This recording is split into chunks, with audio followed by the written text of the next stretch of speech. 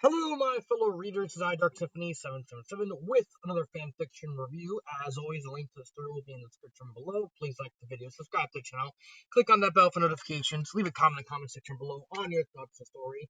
And finally, this is my opinion. My opinion is not indicative of everyone in the world, so please respect that. So, the story I am doing today is the AnZuOh Trilogy by Drake Clofang. It is a Yu-Gi-Oh fanfiction, and I have a soft spot for it. I'm gonna be upfront. This is such a derpy idea. I just love it for how ridiculous the idea is. So, what is the plot? Well, the plot stars Taya Gardner. Yes, friendship speeches Taya Gardner. The one Taya Gardner who's never lost a duel in the Yu-Gi-Oh anime, despite only being in 3 duels. Gets butthurt over the fact that people is like, I want to take Yugi. Well, Yugi's a duelist. You're not a duelist. Yugi should only take a duelist.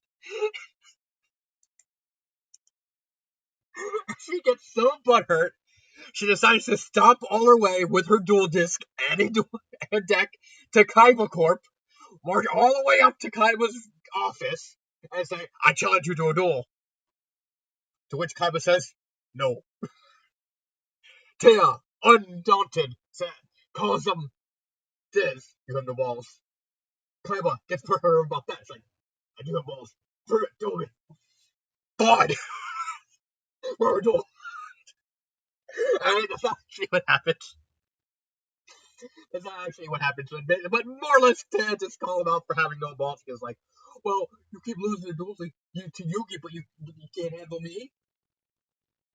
I'll show you. And Taya, by some blind luck, well, actually, it's not blind luck, it's actually observation, manages to defeat Seto Kaiba in a duel. Unfortunately, the duel was broadcast to most of Domino City. So people's like, this no-name person beat Kaiba. It's like, did he lose his touch? The Queen of Games! The Queen of Games! Yes! Taya is immediately just confused about the whole thing. It's like, I'm not the Queen of Games, I just beat him by luck. And everyone now wants a piece of Taya Gardner. It's such a ridiculous premise that it works. So funny. More or less, this guy named Vic says, hey, yo, my boss wants to duel you. And she's like, no. And then my Valentine shows up, like, can I duel you? Sure.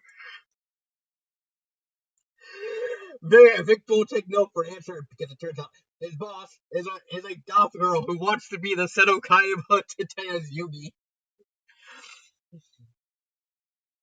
And meanwhile, Kaiba's like completely butthurt, completely pissed off. Like, losing to Yugi is one thing, but I lost to Taya Gardner. My confidence, my balls, they're gone. No, this won't stand.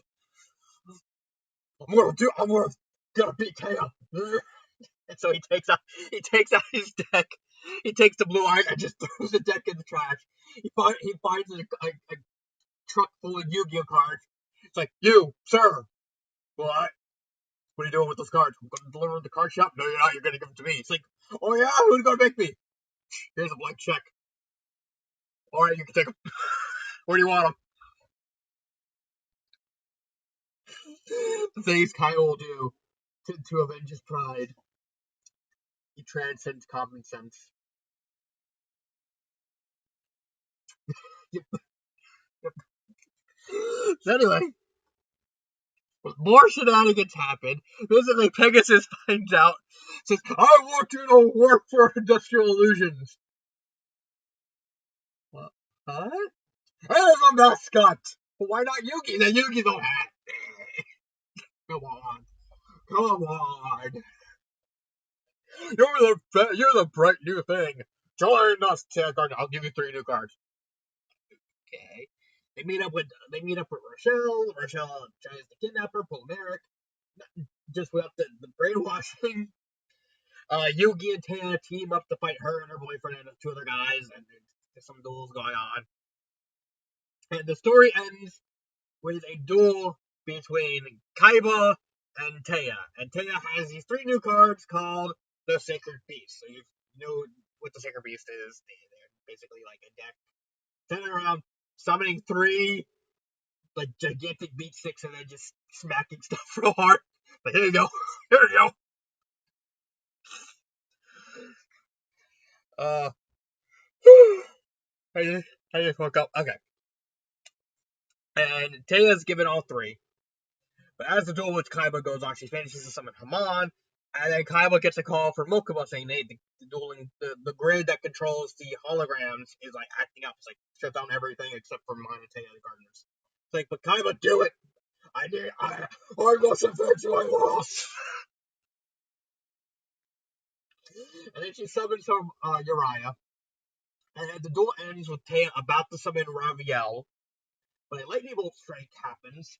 It overloads the holograms, and Taya loses Raviel, and then the goth girl, Rochelle, manages to grab Raviel, saying, "Now this is mine now."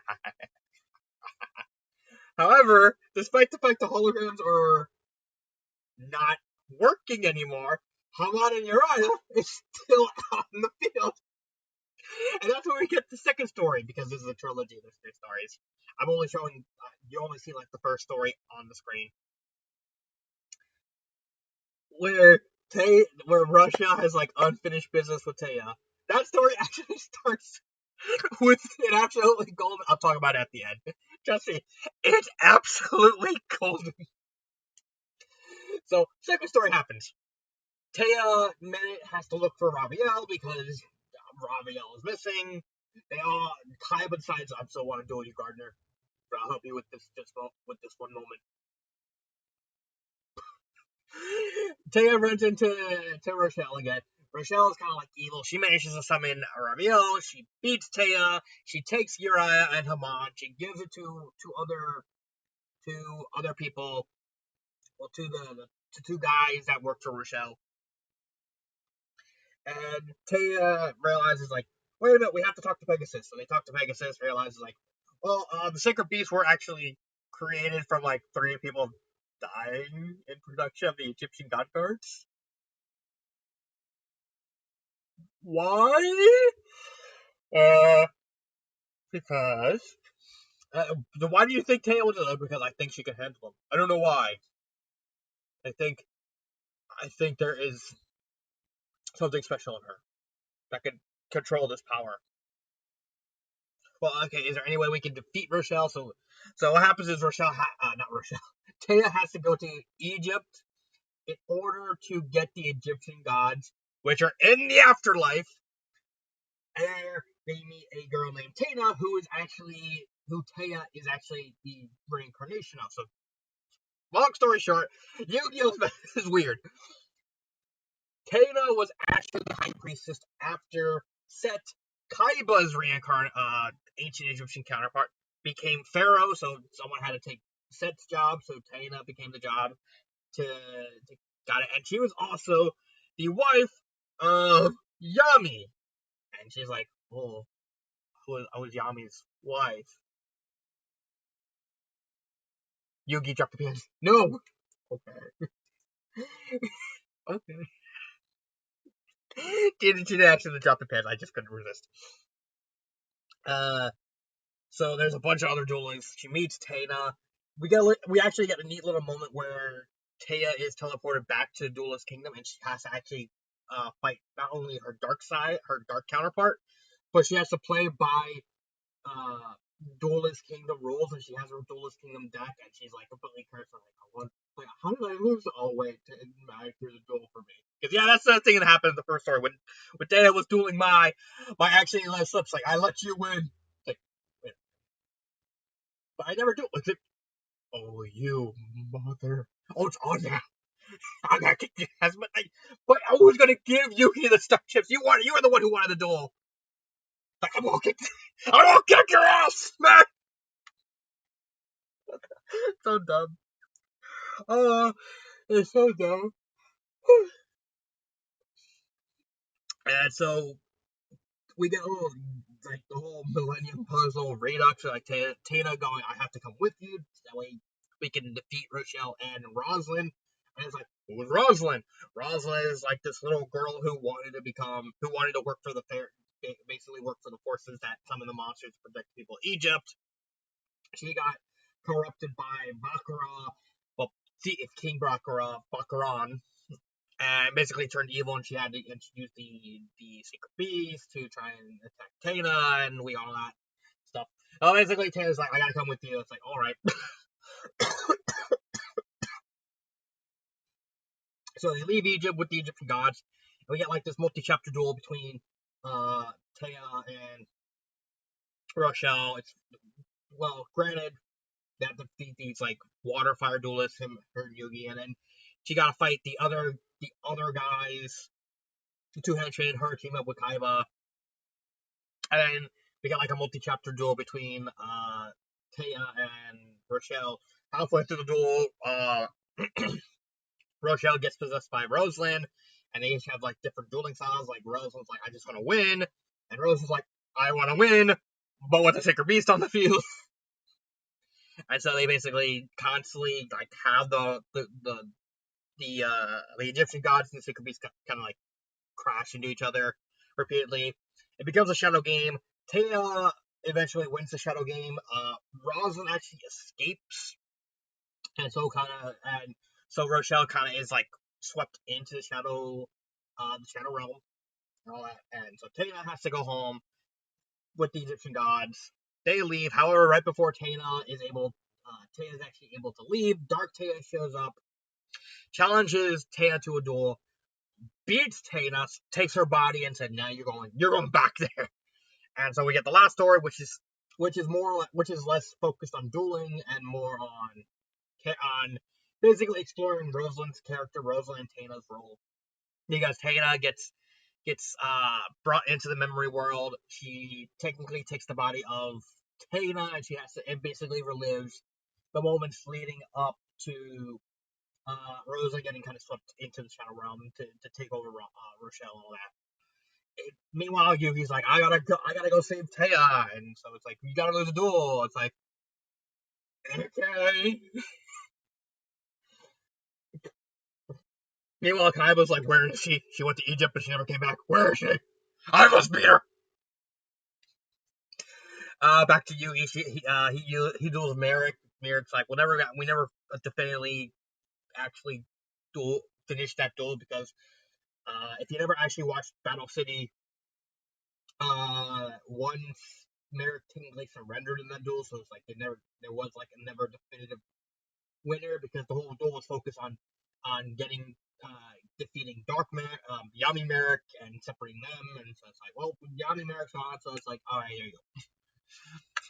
Merrick actually wins. Yugi goes into the memory world, runs into Yami because it's like, Yami, you're alive. It's like, I do not know why I'm here. Is the Afterworld treating you? Yes, the Afterworld is treating me very nice. Yes, very nice. It's calming over there. No card games ever. Really? No, it's card games all the time. I'm Yami. I gotta duel all the time. I gotta do the duel. So Yugi and Yami look for Taya. Well, Taya has to deal with the events of like putting Rosalind into the corpse, showing Baccarat slowly corrupting her because it's like, well, they feed your power, and now it's like, because you're a girl and you don't really know how to control everything, it's like slowly corrupting her with like gifts of power. But Rosalind's like kind of a broken shell, and she's like she believes she gives into the power, but she's like, she doesn't want. She only does it to like wanting to defend herself. It's like, you tried to kill me, so I'm gonna kill you back. There's one last duel at the end where Taya has a rematch with Dark Taya because in order for Taya to come back for the memory world, she has to beat Dark Taya. Rochelle comes back. They basically, by beating Dark Taya and basically letting Rosalind pass on because Taya basically helps Rosalind and helps her pass on to the afterlife. That allows Rochelle to come back from the Shadow Realm. And we got one final cutesy moment between Kaiba and Taya, where Kaiba realized, like, well, you taught me how dueling is. I still will find my own way, but you awaken the passion in me for this game again.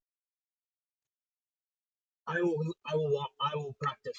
I will come back and I will beat you. You want a hug? One hug. One. Just never leaves this room. Okay. And the story kind of ends on a little bow with like Taya embracing the role as Queen of Games. Rochelle's there being like, I will beat you. It's like, all right, you want to go smooth? You want to go shopping later? I'll think about it. But I'll beat you sometime in the future. And it ends with like a little happy ending. So that's the plot. I think the plot is done very well. It's a very across the first two stories, they're very, very bare bones in plot because it's trying to emulate the anime, and it's done pretty decently well. I don't see anything wrong with it. There's a lot of neat touches, like referencing the events of the anime, the aforementioned by letting Taya know that she kind of threw the duel. Because fun fact, Mai did actually throw the duel. If you never actually saw Duelist Kingdom, when Taya was about to like do the final attack, Mai actually had like Harpy's Feather Duster set face down. In Duelist Kingdom, you can actually put spells face down and use them during your opponent's turn. She actually grabbed it and was about to flip it over, but then like, let it go and let it set. And when Taya destroyed the Harpy Lake, like, I don't have any more monsters, so you win. So I can't summon anything because in Duelist Kingdom you can't summon a monster. You automatically lose. So Mai's like, oh, I don't have any monsters in my hand. I can't. So by that logic, you win. Despite the fact she did have more monsters, she just felt bad for Taya. The implication to she just felt very, very bad for Taya because like, well, this is the best you could do. Then I'll let you win. The whole neat the whole neat moment with like the one duel with the Duelist Kingdom rules. Uh, the neat little touch that Taya only didn't actually beat Kaiba by luck. She actually beat him by observation because Taya pretty much watched all of Kaiba's duel. I think the only duel she never watched was the duel. I think the only one she didn't watch was the duel against Darts. Was Kaiba's duels against Darts and Alistair and all that. But she always watched Kaiba's duel. She would basically just dueled him and beat him by observation. Like the first turn, Kaiba summons a 1600 monster and sets two cards. Taya uses past knowledge of watching Kaiba's duel. It's like, okay, one card is Shrink to probably cut the monster in attack in half, and the other card must be Crush Card Virus to basically destroy every monster with 1500 or more attack from my deck, which is the same play he's used against Joey in Battle City for whoever won third place. And so basically, Taya's like, I can't really attack that much until I summon something. So her win condition in that duel was just summoning Moisture Creature to take out the Crush Card Virus. And basically, she won from that. It does get more development in the third story, but that's more focused on Roslyn and Tayna's role rather than Taya Gardner as a character. I think it's fine. I think the plot, despite being very bare bones, was done as well as possibly could be. When it comes to the characters, really only two characters to talk about, that being Taya and Rochelle / Roslyn. I do like Taya's character development of like taking Taya Gardner, turning her into a professional duelist as much of a professional duelist as you make Taya fucking Gardner. And then her character just being like, she doesn't really embrace it because she's convinced that she beat Kaiba through blind luck. Again, more observation than anything else. And her kind of just rejecting it, and everyone kind of trying to challenge her, and her just being like awkward with it. And over the course of the story, she's like slowly embracing the title of Queen of Games. And then the second story comes, and she's like, she just wants to help Rochelle and Rosalind. It's like, you're kind of going too far. I just want to help you. And Rochelle's like, no,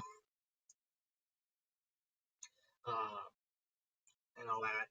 And then finally, at the end, where she's experiencing what Rosalind had to deal with, um, and realizing that she was just a normal girl that kind of got swept up in the events of the whole thing with and the fight between Keith King Baccarat and Pharaohset and like his forces. She kind of feels sorry for her and helps her pass on to the afterlife. And eventually, at the end, she kind of embraces the title of Queen of Games wholeheartedly. It's a simple bare bones but simple execution of the character. I don't really have anything bad to say about it. Rochelle, on the other hand, is actually just a just like a female Kaiba. She's goth, she's punk, she's like very brash and rude. She wants to duel Taya at first for like unknown reasons. She's like, I deserve that title, so I'm gonna beat you and claim that title. And then we get the whole thing with Rosalind. Like Rosalind just basically just really wanting to be like the best troop she can be, and then getting manipulated by Baccarat, especially when she like nearly dies because Baccarat kind of messes with the whole thing. It's like, there's a weak link, and in fact we have all these adults, and you have like this little girl. It's like she would be the easiest to manipulate, and Baccarat kind of manipulating events so like everyone kind of starts to distrust her because she can't control it, and then kind of manipulating events that she can't to kind of give off the fact that she was attacking people, and then she nearly gets beheaded, and Baccarat saves her and gives her the Sacred Beast. It's like, haha! Here are the last energies of the Egyptian gods, condensed and corrupted for you. And out of Sotea realizing that she's just at the end, she's just a scared girl who was just trying to survive, and it, especially like the duel, and also the fact that Rosalind's not really completely evil. Like when Taya duels Rosalind and Rosalind takes over Rochelle's body, Taya's like, oh, you're gonna thinking that she's gonna do all this evil stuff, and then Rosalind's like, no, I don't want to do the world domination. I just want to beat the duel. I just want to win. And it kind of hammers home Taya realizing that she's not really evil. She's just determined to finish what she started. It's in a sort of sense of closure in that whole thing. And it's a neat little dynamic, especially if you like compare it to Kaiba's win against Kaiba's rivalry against Yugi. Kaiba mainly wanted to beat Yugi because of more out of pride than anything, while Rosin wants to beat Tim more in a sense of finality. It's a neat little dynamic, and I don't really have a problem with those two characters. Again, just like the plot is very bare bones, you have to read up between the lines somewhat, especially in the third story once we get the full backstory of Rosalind. But yeah, they're fine. They're not great, but they're fine for what it is. Uh, Grammar and pacing. I didn't see any. I can't remember any grammar errors, but I do have a problem with the pacing, more specifically in the structure of the duels. One thing, the duels are very, very wall of texty. Like uh, you don't really describe it like this. The yeah, they're very short. They're very brief. Uh, there's not really a lot in the terms of content. There's also somewhat of a basic. What's the word? Like, I mean, some of them are very blocky in text because they're not, especially like the unique monsters. They don't really describe them or what they do. Again, it's trying to be more closer to the anime than than like trying to give you a sense of granular. So it kind of makes sense.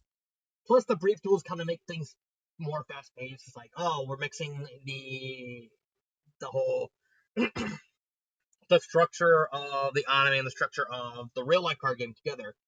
And I have a problem with that, especially in like certain aspects, because the author tends to kind of be very, very wishy-washy with the card effects in this game, in the story.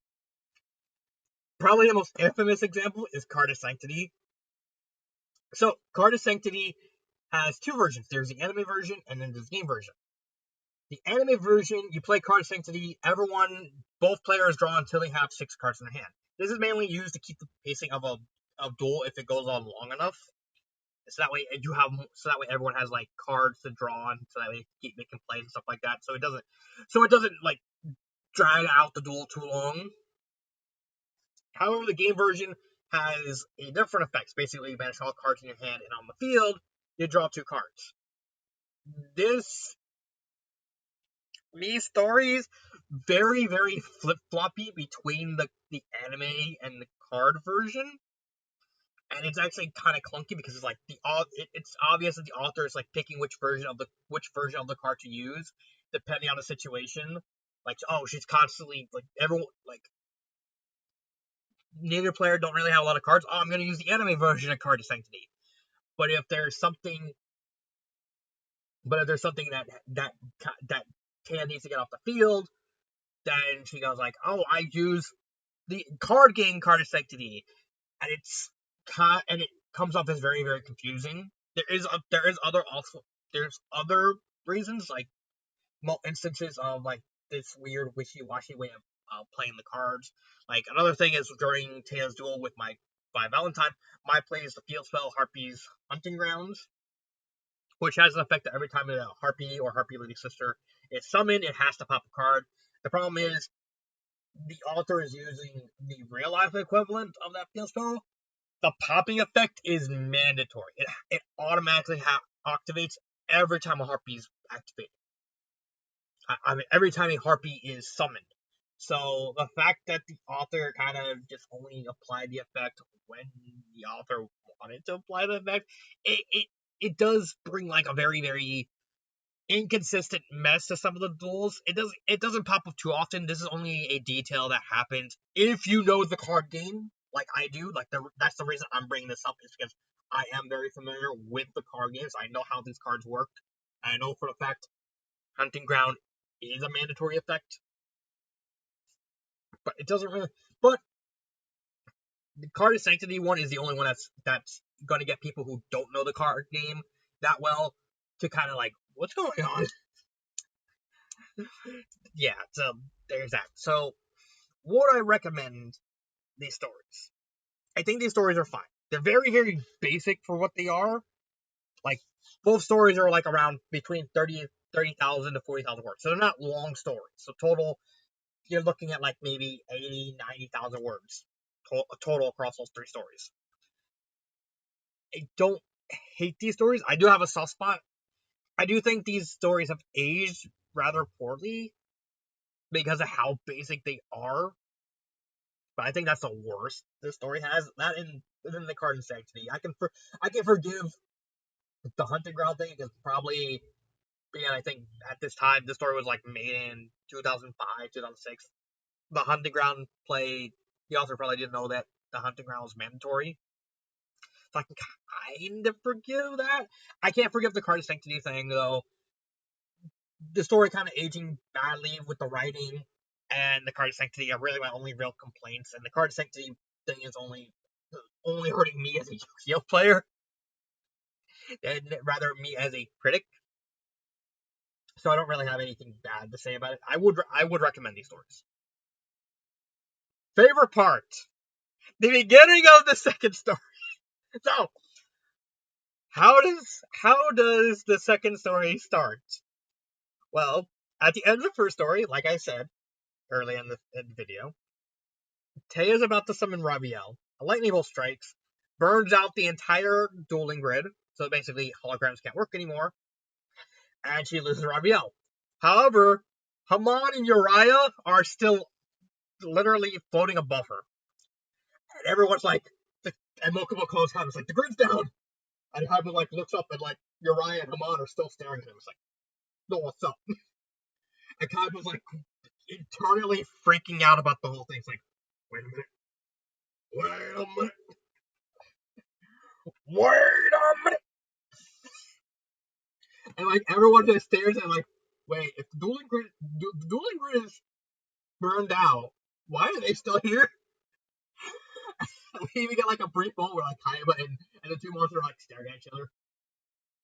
Why are you here? We're gonna kill you. Hamad and Uriah just start attacking Kaiba for no, just out of the blue. It's like, and Kaiba has like a realization. It's like, wait a minute, they're real. What the fuck is going on? And he starts panicking and running, and Uriah and Hamad start destroying Kabuto City to try and get the Kaiba. And like everyone's just panicking. It's like, we gotta save Kaiba. And Joey's like, you're joking. I'm pretty sure you're joking. It's like, no, we got Kaiba's being attacked. It's like, ah, ha, ha. Yeah, right. What's next? A cow flies over the moon. It's like, we gotta say Kaiba. It's like, no, we don't. No, we don't. It's a very hilarious moment of like Kaiba panicking over his realization. Like, oh my god, what's all the stuff that Yugi and Ko said are true? What the fuck? And Joey's like, look at Rich Boy now. And Yugi's like, we gotta save him. It's like, no, we don't. It's Kaiba. He deserves this. You want him to die? No. Can we get humiliated first? No. God, yeah. It's a very, very funny moment, especially when they realize like the whole reason Uriah and Haman are still playing is because Taya actually still has them on the dual disc. Like she still has the physical cards on the dual disc, and she goes, "Wait a minute, I got an idea." And she basically walks up to Haman here. It's like, "Stop!" And they just stop and then looks at her. It's like, "Can you please leave?" And they just just disappear into the ether. And she takes up the cards. It's a very funny moment. It's a very dark, funny moment, but I still love it nonetheless. Would I change anything? I don't really. The main problem with the story is just, like I said, is that it's aged kind of badly because it's a very very basic writing. I think these stories as is should be shouldn't be touched. Maybe fix the card sexy stuff. That's just me. But I think what should happen is someone should take these stories, whether it be Drake Clothing or another author, and write a remastered version of it. Basically, take the entire premise, the characters, the setup, everything, and just expand upon it more. Like give us more duels, give us more character development for Taya and Yugi and Kaiba and all that. Give us more depth to Rochelle. Because most of the character development for Rochelle is actually reserved for Rosalind. There's I think this story really scratched the surface of what it could do, and I really want to see more of this version of like Taya Gardner, professional Yu-Gi-Oh player, and all that. I don't really have anything to say. I think just give us a remake of this story. Just that's it. This has been Dark Symphony 777. Go read these stories. They're worth your time, and